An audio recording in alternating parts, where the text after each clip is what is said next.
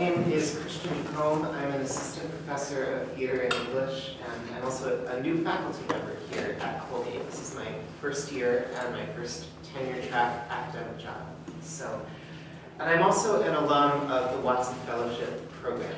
And my journey to winning a Watson Fellowship and spending a year traveling abroad, studying independently, began in a meeting much like this at my alma mater, Haverford College, where, as an English and theater major, thinking about what I was going to do after graduation, I had this notion that I might like to travel, and I knew that I didn't have any money, so I figured if I could get someone to give me money for it, that would be the optimal way to realize my goal. But I didn't have much of an idea of what the Watson Fellowship program was, what it offered, or even necessarily what I wanted to do. And what I remember taking away from the first information session I attended was a sense that I needed to begin by asking what I wanted to learn that I haven't had the opportunity to learn in college, but that my experiences, both in and out of the classroom in my life up to that point, had prepared me to go and learn. So I'd spent years and years studying theater, not only in college, but also before. And I reached a point by my junior year where I knew I didn't want to be a professional actor, but I wanted to have some kind of career in theater. And I thought probably the best way to go about that would be scholarship, teaching, etc., the things that I've ended up doing now. So I thought, well, what do I know about theater and what do I not know? I had a strong grounding in Western dramatic tradition, but I knew almost nothing about Asian theater, and yet I was very interested in it. I didn't have any Asian languages, however, so that presented something of an impediment. But I went back through conversations I'd had with mentors, things I'd read in my classes, and began to think about how can I formulate a question based on what I do know about theater, this thing that I've loved and been involved with almost my whole life, that will pitch me towards a new horizon. And what I came to was performance space, right? Anytime that we talk about theater, we're talking about an event that's bound in space and time. But depending on where you are in the world, the concept of what makes a particular space a performance space is very different. Here in the West, we tend to think of a performance space as a theater or an auditorium, where there's some sort of division between the stage and the audience.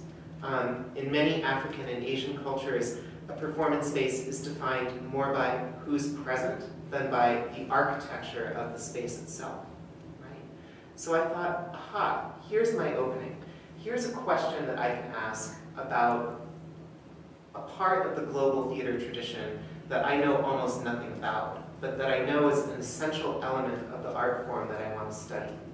And so I can take what I know about theater, what I know about the importance of space to theater, and use that as the basis for formulating a proposal about how I will go out to places I've never been and learn more, right?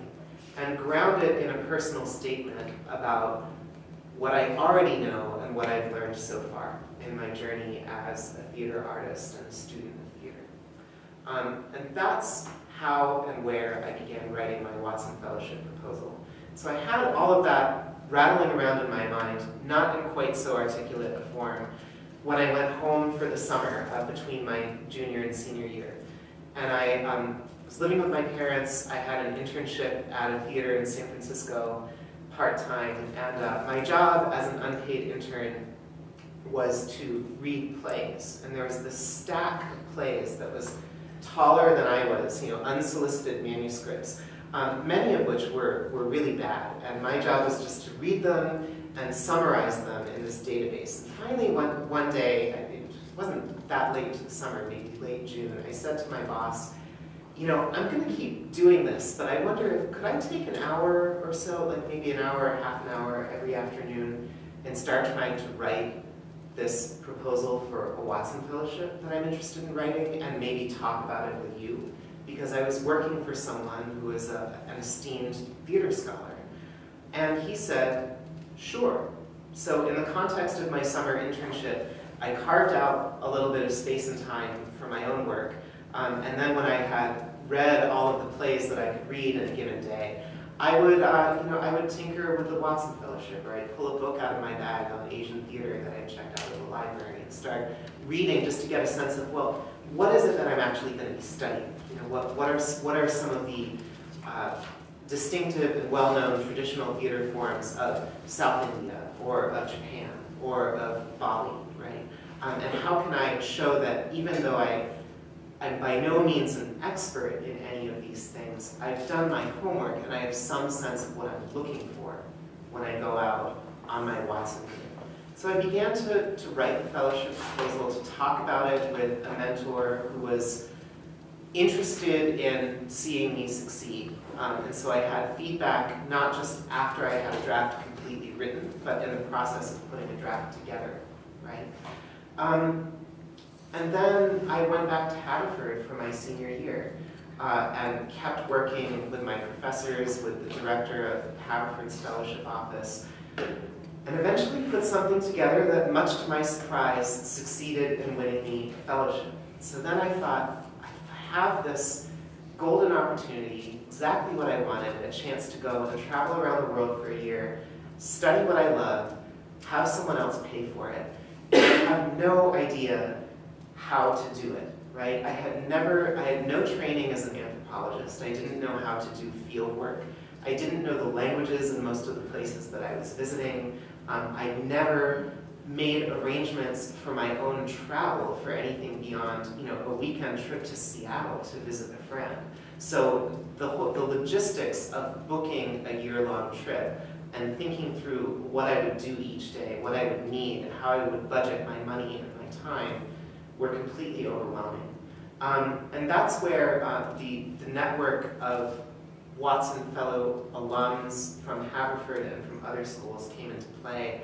I had the opportunity to talk to a couple of people who'd done fellowships about their experience, and I was able to get some practical tips from them about how to have a fun and successful year. And then one of the things that I learned early on when I set off on my adventure was that things weren't going to go as planned.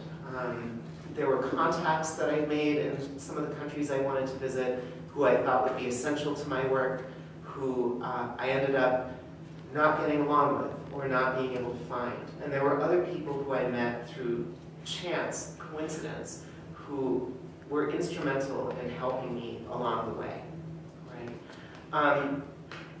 There were opportunities that I hadn't anticipated, places that I thought I was just passing through, where I ended up spending a week or even a month to study something really interesting that I encountered there, and places that I thought would be central destinations to the trip that didn't offer what I expected them to. And my conceptual framework for this cross-cultural comparison performance space turned out to be not quite as durable as I thought it would be. I'd articulated it through some of Gertrude Stein's theories about theater.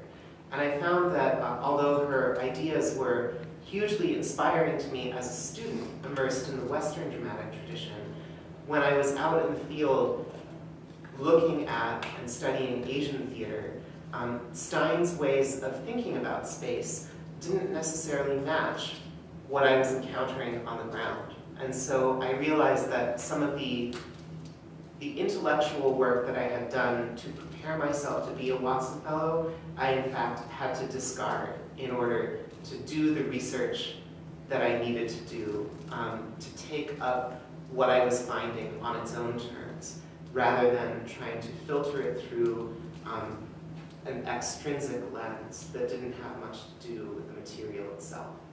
And so there was a lot of self-discovery, a lot of tears, a lot of moments of doubting whether I was in fact a worthy candidate for this fellowship. Had they made a mistake by giving it to me? Did I have a good project idea, or did I just pull the wool over everyone's eyes, including my own? But by the end of the year, when I came back to the US, I had seen 170 performances in 7 countries. I'd done extensive, detailed field work on a form of Sanskrit theater in South India. that ultimately became the basis for the first scholarly essay I published several years later as a graduate student. And I had a confidence about myself, my interest in theater, and my goals that allowed me to go on to have a successful career. First working in theater professionally, and then eventually working in academia as I'm doing now.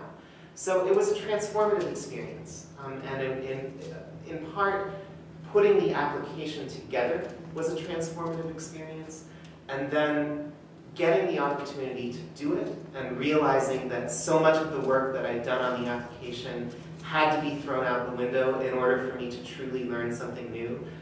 That was even more transformative than the application process itself. But I would say for any of you, if you're here, obviously you have an interest in this, and you have some spark of an idea. Maybe you have a very specific notion of what you would do with the opportunity that a Watson Fellowship would provide. Maybe you're still at a point of searching for what would your topic be and how would you articulate it. You have absolutely nothing to lose by going forward in the process from this moment, for the rest of the semester, over the summer, and into the fall, of thinking seriously about this, taking stock of what you know, who you are, what you want to learn, where you want to go, and what your goals are for the future. And even if you don't get a fellowship ultimately, even if you ultimately decide not to submit an application, you will benefit from reflecting on your education up to this point and your goals for the future at this juncture in your Colgate experience. And so I encourage all of you to talk to me, to talk to Becca, to talk to Professor Moran, to talk to Steve about your ideas, and I'm happy to serve as a resource for any and all of you as you're thinking through what you might want to do for the Watson Fellowship. So, thanks.